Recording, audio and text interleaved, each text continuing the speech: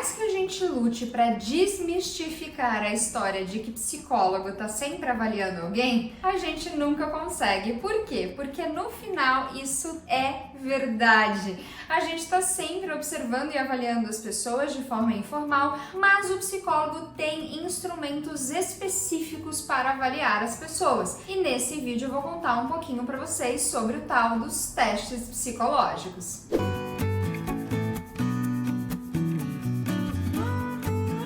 Olá, seja muito bem-vindo a mais um vídeo aqui do canal. Meu nome é Gemima, eu sou psicóloga e professora e nesse canal eu vou falar um pouquinho sobre o uso dos testes psicológicos. Bom, deixa eu mostrar aqui um teste para vocês. Este aqui é um teste chamado VISC, esse aqui é o VISC 4. Ele é um teste de inteligência para avaliar a inteligência, o QI de crianças de 6 a 16 anos. A maioria das avaliações neuropsicológicas ou avaliações psicológicas de criança usa esse teste, dentre outros, para poder traçar um perfil ali daquela criança e principalmente descobrir o que está acontecendo, que geralmente ela vem carregada de alguma dificuldade. E o psicólogo, ele usa então alguns testes psicológicos para poder fazer esta avaliação. E aí eu queria conversar um pouquinho nesse vídeo sobre isso, sobre os testes, os tipos de testes que existem e se só psicólogo pode usar testes psicológicos. Bom, a primeira coisa que a gente precisa diferenciar é o seguinte: quando a gente está falando de teste psicológico, a gente está falando de um grande conjunto de instrumentos. Teste psicológico não é necessariamente um teste grandão assim, cheio de atividades. Também existem as tais checklists ou as escalas de desenvolvimento, por exemplo, que são muito comuns, ou as escalas de depressão, de ansiedade, que também são escalas muito comuns e que dentro da psicologia a gente chama tudo isso de instrumentos psicológicos. Ou seja, deixa eu explicar. Existem então os testes que são compostos de atividades e existem aqueles testes, aqueles instrumentos que são na verdade várias perguntas, várias frases que a pessoa tem que preencher,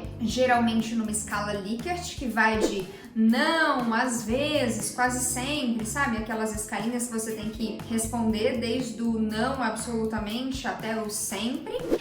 Ou então essas escalas, que são essas perguntas que o próprio profissional, olhando para a criança, ele preenche. Então essa é a primeira divisão que a gente tem que pensar. Existem os testes de atividade, que a pessoa executa alguma coisa, e existem os instrumentos que chamamos de escalas, que são então essas perguntas que você ou o técnico vão preenchendo, tá? Essa é uma primeira divisão. A segunda grande divisão é o seguinte: desses testes que a gente tem atividades, existem aqueles testes que a gente chama dos testes psicométricos, que são geralmente os testes de desempenho. Então é teste de inteligência, teste de memória, teste de atenção, e tem aqueles testes que a gente chama de testes de personalidade ou testes projetivos. Esses testes projetivos não são testes de desempenho, porque, por exemplo, pensar em avaliar a inteligência é um teste de desempenho, ou seja, tem uma tarefa e você tem que responder de forma correta. Quando você vai avaliar personalidade, não tem personalidade certa e errada, né? Eu posso ter um jeito, algumas características que são minhas e tá tudo bem, e outra pessoa pode ter características totalmente diferentes, mas tá tudo bem também. Então, esses testes que a gente chama de projetivos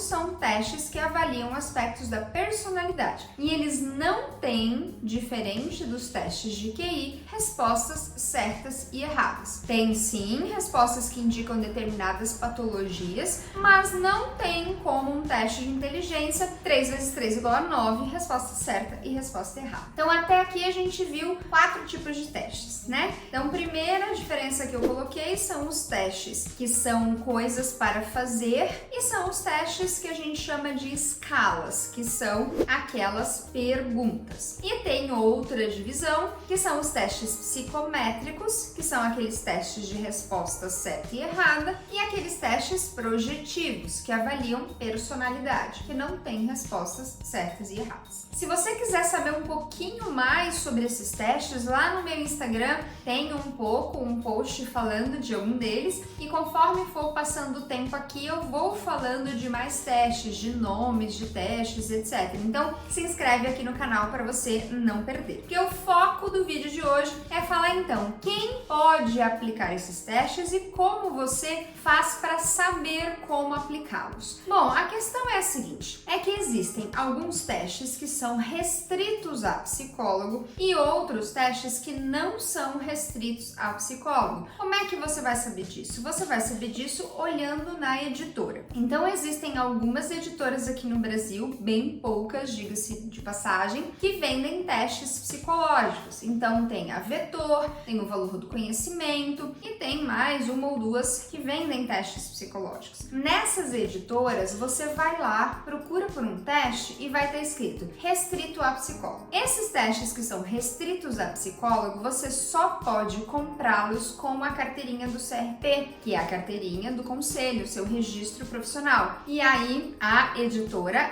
ela deixa lá registrado que você comprou aquele teste e deixa registrado o código de barra do teste, porque todos os testes têm um código de barra para você saber quem comprou. Então, por exemplo, esse teste aqui, o VISC, que é um teste de inteligência, é um teste exclusivo para psicólogo. E existem outros testes que eles são testes liberados, principalmente testes da área médica. Então, por exemplo, tem várias escalas do desenvolvimento que são escalas abertas à área médica. Eu mesmo validei uma escala de relacionamento familiar, que é uma escala que está aberta a qualquer profissional da saúde usar. Então, você tem essas duas categorias de testes que você precisa verificar se é restrito ou não. Geralmente, testes que são restritos são vendidos apenas por uma única editora e você tem que apresentar a carteirinha do conselho. Testes e escalas que não são restritos, eles muitas vezes estão por aí em livros de neuropsicologia. Então, por exemplo, tem vários testes de consciência fonológica que eles são abertos, tanto é que eles estão disponíveis em livros, não é restrito a fonoaudiólogo nem restrito a psicólogo. E tem muitos outros testes, muitas outras escalas que elas estão em artigos científicos. E aí você também não precisa ser psicólogo, qualquer pessoa da área da saúde pode aplicar essas escalas, tá? Então, essa é uma outra divisão, testes que são exclusivos de psicólogos e testes e escalas que não são exclusivos de psicólogos. Aqueles testes que são exclusivos de psicólogos são geralmente testes mais elaborados. O que eu quero dizer com um teste mais elaborado? É teste que passou por vários anos de desenvolvimento, são testes que têm uma correção e uma interpretação que precisa de muito mais acurácia, de muito mais experiência para você poder aplicar, para você poder corrigir. Então, esses testes psicológicos, eles requerem um preparo maior por parte do psicólogo. Muitas vezes, essas escalas, você rapidamente dá uma olhada nas perguntas, vê quais são as respostas e meia hora, uma hora depois, você já pode aplicá-las. Esses testes restritos a psicólogo, não. Você precisa estudar muito bem eles e saber como aplicá-los. E aonde que a gente aprende isso? Bom, existem 3 maneiras de aprender. Uma delas é você fazendo um curso de especialização, o que vai fazer com que você tenha acesso a vários testes, mas não necessariamente você vai aprender todos os testes. Uma outra forma seria você fazendo cursos livres. Então, existem alguns cursos na internet, e daqui a pouco existirão mais alguns, que te ensinam como aplicar e interpretar esses testes. E tem alguns cursos que são específicos para alguns testes. Os testes de personalidade, em geral, são bem complicados de serem aplicados. E existem cursos para esses testes que são cursos mais longos, presenciais. E uma outra forma, que eu até já comentei num outro vídeo, é você fazer uma supervisão com pessoas profissionais, psicólogos, que aplicam já esses testes há bastante tempo. E aí você pode, então,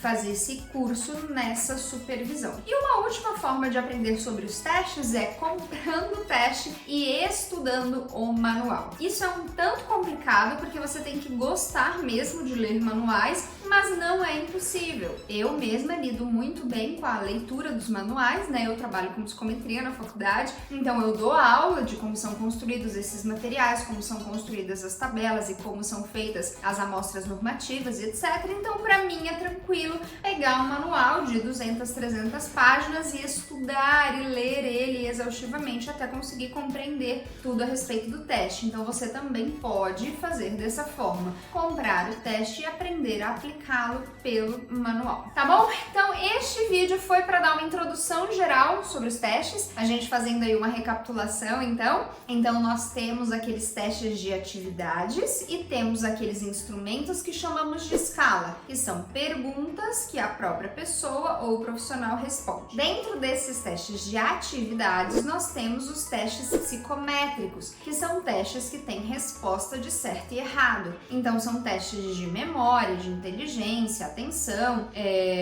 funções executivas, etc. E outra categoria são os testes projetivos, que são os testes de personalidade que não têm resposta certa e errada. E dentre todos esses testes, nós temos então os testes que são exclusivos para psicólogos e os testes que são de uso geral da área da saúde. Dentre esses que são exclusivos dos psicólogos, você tem que aprender a utilizar esses testes, seja pelo manual, por especialização ou por supervisão, tá bom? Eu sei que esse vídeo ficou tudo meio no ar, né? Porque eu não mostrei aqui os testes, mas acho que deu para vocês terem uma ideia dessa classificação e ao longo do tempo eu vou trazendo aqui alguns exemplos de testes. Vou postar lá no Instagram também alguns exemplos de vários testes. Lá já tem um post, se eu não me engano, sobre inteligência e eu vou postar mais alguns ao longo do tempo, tá bom? Aproveita e comente aqui embaixo se você já foi submetido a algum teste, se você gosta dessa área de testagem e que dúvidas você tem aí em relação aos testes psicológicos. Espero que eu tenha ajudado e vejo vocês no próximo vídeo. Tchau!